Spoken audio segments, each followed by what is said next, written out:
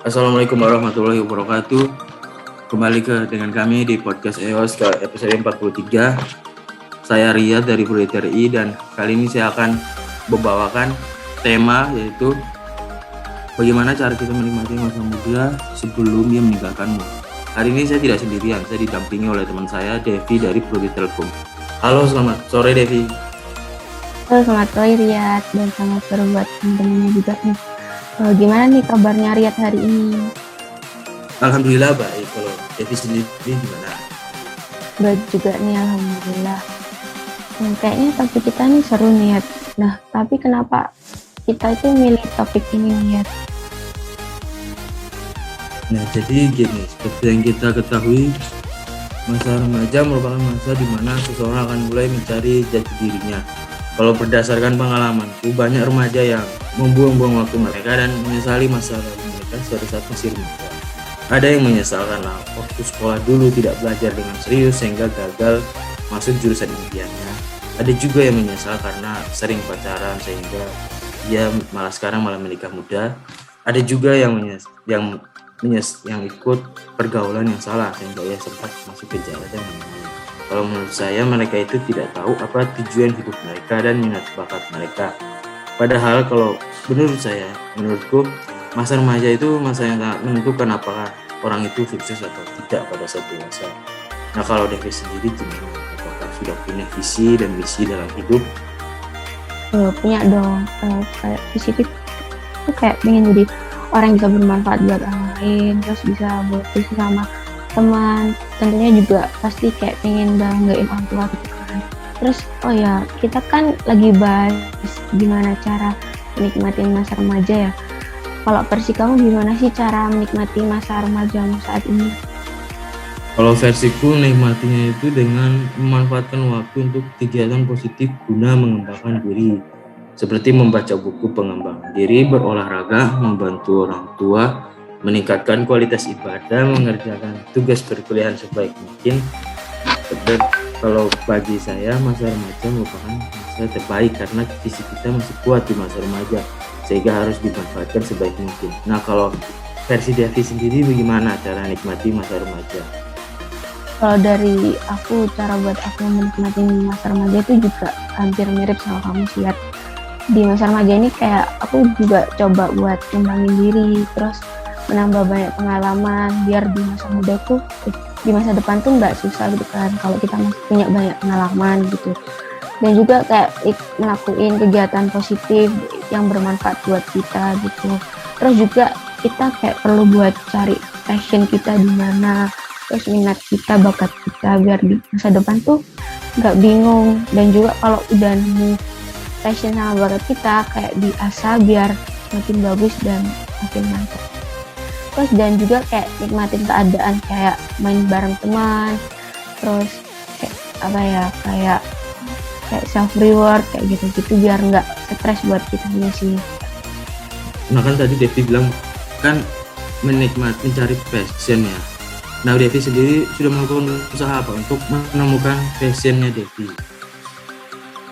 Kalau aku buat cari passion itu tuh aku pernah kayak coba ikut tes buat cari passion di internet gitu, buat cari passionku gitu itu apa gitu kan di internet kayak banyak kan kayak web buat gitu. Terus habis itu juga kayak coba hal yang baru yang belum aku coba pastinya.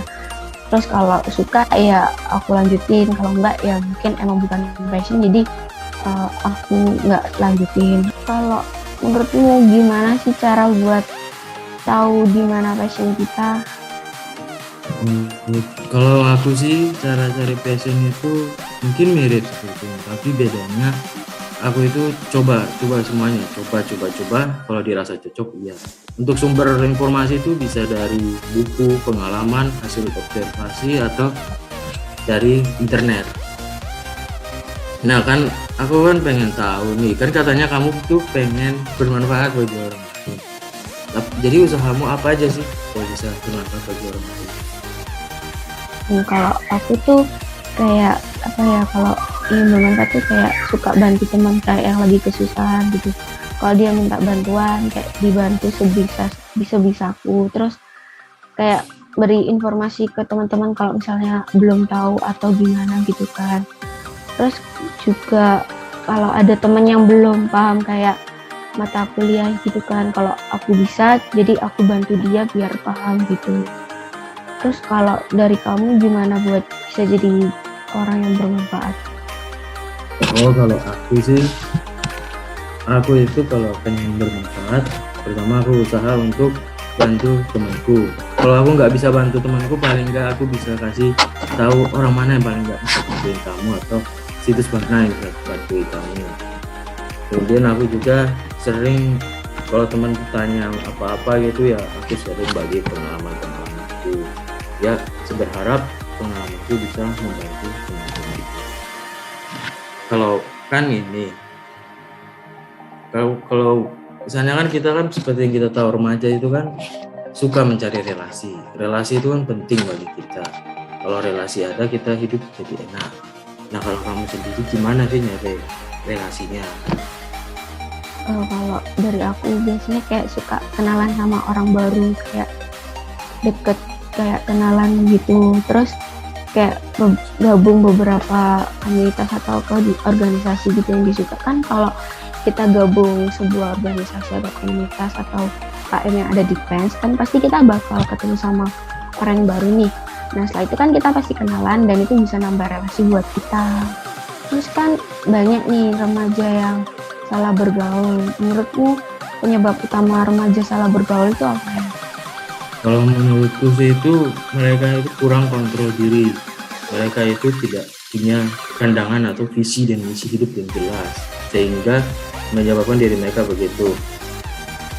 Kan kita kan gini, lingkungan itu mempengaruhi seseorang. Kalau kamu nggak punya visi dan misi yang kuat, maka lingkungan itu maka langsung mempengaruhi. Tapi kalau kamu punya visi dan misi, maka lingkungan itu tidak bisa mempengaruhimu selama tidak melanggar visi dan misinya.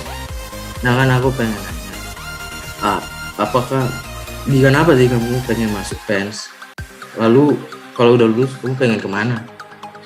Kalau aku masuk PENS itu karena aku kayak juga suka praktek gitu kan di PENS ini kan kayak politeknik, pasti kan juga banyak praktek-prakteknya, dan juga kan PENS ini kayak politeknik terbaik di Indonesia kan, siapa sih yang nggak mau gitu kan. Terus kalau setelah lulus tuh pengennya kerja dulu buat bisa dapetin uang sendiri. Nah, kalau udah mau coba buat lanjut ke sarjana 2 gitu. Terus oh ya, selama masa remaja ini kau kan pasti pernah ngalamin hal tersulit tuh. Hal tersulit apa sih yang pernah kamu alami? Oh, benar.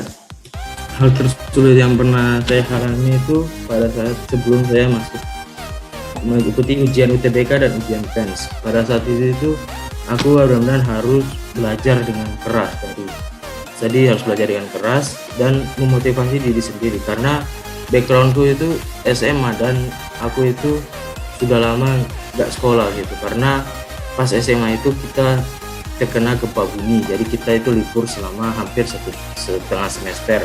Habis itu karena COVID kita belajar online dan itu pun tidak maksimal, hanya setengah semester. Jadi kalau dihitung itu mungkin saya cuma sekolah aktif selama 1,5 tahun. Jadi waktu itu saya sempat malas-malasan belajar, karena waktu itu saya sempat mikir, belajar itu untuk apa sih? Kan nggak ada gunanya juga.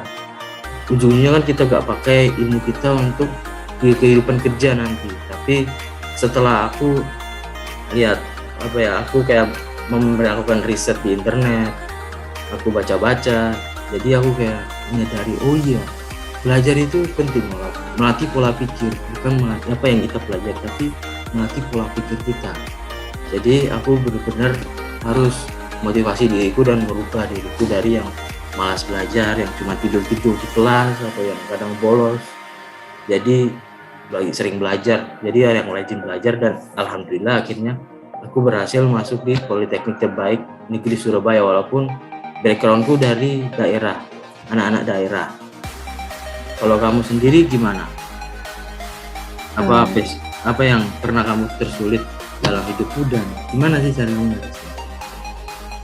Masanya mungkin sama tapi kisahnya beda. Jadi kayak dulu itu sebelum masuk pensi kan juga apa ya, kita tuh di kelas 11 tuh kan udah COVID kan, jadi kayak setengah visa sekolahnya itu kan jadi online. Nah kan jadi kayak kaget gitu kan, kayak baru pertama kali online kok gini ya, kayak kadang-kadang ada guru yang jelasin kayak kurang paham kayak gitu-gitu kan. Terus habis itu kayak juga ada ujian-ujian gitu. Terus kan daftar TBK nih. Nah pas daftar tuh nggak keterima. Jadi kayak ya rada kayak bingung, terus kayak sedih juga karena kok nggak keterima kayak gitu. Terus coba-coba tes-tes yang lain, kayak tes mandiri yang lain juga ada beberapa yang nggak terima, dan coba buat daftar ke PENS ini, terus akhirnya kayak keterima gitu. Terus jadi kayak bersyukur banget sih. Kan kamu ini kan udah masuk di PENS ya, jadi apakah kamu punya visi selanjutnya? Karena kan sebelumnya kamu punya visi untuk masuk di PENS. Apakah kamu punya visi selama menjalani perkuliahan? Kalau visiku masuk di PENS tuh pasti yang pertama kan kuliah kan pasti buat cari ilmu kan. Nah aku tuh pengen kayak lulus bisa dapat nilai yang bagus, nggak telat lulusnya. Terus habis itu bisa nambah banyak hard skill yang belum aku bisa, soft skill juga. Terus juga bisa nambah banyak relasi buat biar nanti tuh di masa depan tuh nggak susah gitu kan. Terus habis itu juga nambah buat banyak pengalaman di masa perkuliahanku ini. Kalau kamu pasti juga punya kan visi misi di PENS ini. Kalau kamu apa sih? Ada dong. Kalau aku itu visi misiku, aku pengen apa yang aku pelajari di PENS itu dapat aku terapkan untuk kehidupanku. Karena setelah aku pelajari apa pentingnya belajar itu, aku dapat mengetahui bahwa kita itu belajar bukan hanya untuk ujian, tapi belajar untuk bisa menerapkannya di kehidupan kita. Jadi walaupun nilai bagus, tapi kalau kita tidak paham apa yang kita pelajari, pasti kita bakalan kesulitan dan jadi susah. Jadi saya berharap prioritas pertama saya adalah bisa memahami apa yang saya pelajari. Kedua baru nilai saya bagus, paling tidak NSP lah. Kan seperti yang kita tahu ya, masa remaja itu kan, apalagi masa perkuliahan, kita kan pasti sudah bebas ya. Bebas mau pakai baju apa, mau pakai bawa buku atau enggak, mau ngerjain tugas atau enggak, mau bolos atau enggak. Kan itu kan bebas ya, jadi pokoknya kita udah bebas. Kan itu kan beresiko, berpotensi untuk menyebabkan pergaulan bebas. Nah menurutmu apa sih penyebabnya pergaulan bebas di kalangan remaja, terutama untuk anak-anak kampus gitu? Kalau menurutku pasti kayak mereka kayak kurang kontrol diri gitu kan. Terus gak punya prinsip hidup, kayak suka coba-coba, kalau enggak diajak sama temennya dia ikut-ikutan. Terus kayak kayak diajak yang nggak benar dia ikut kayak gitu kan. Akhirnya kan kalau kayak gitu kan dia jadi kayak bergaul yang bebas, terus jadi bergaulnya tuh yang salah. Terus kan juga ada kayak beberapa remaja yang kayak penasaran gitu. Nah biasanya kayak penasaran, kayak suka coba-coba, terus akhirnya ternyata dia salah bergaul gitu. Mungkin juga dia kayak kurang dipeduliin sama sekitarnya, jadi kayak mungkin dia melampiasanin ke hal yang kayak gitu kan gitu ya. Kan kalau menurutku ini penyebab pergaulan bebas itu kan kita kan mungkin nggak sadar gitu, kita sudah melakukan pergaulan bebas. Nah gimana sih cara supaya kita menyadari, oh ternyata pergaulan kita itu salah, ternyata kita itu telah melakukan pergaulan bebas. Menurutmu apakah ada cara untuk menyadari hal tersebut dan mencegahnya?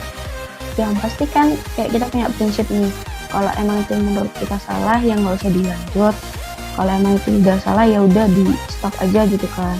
Nah kalau buat sadar tuh, kalau misalnya kegiatan yang kita lakuin tuh kayaknya kok udah nggak benar, itu mending ya udah nggak usah dilanjutin, dibiarin aja, kayak udah stop, berhenti gitu aja sih.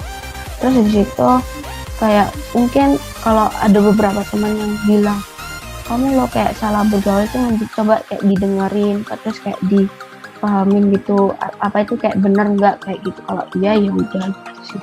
Kalau kamu gimana? Kalau aku sendiri, kenapa sih seseorang bisa terjebak di pergaulan bebas?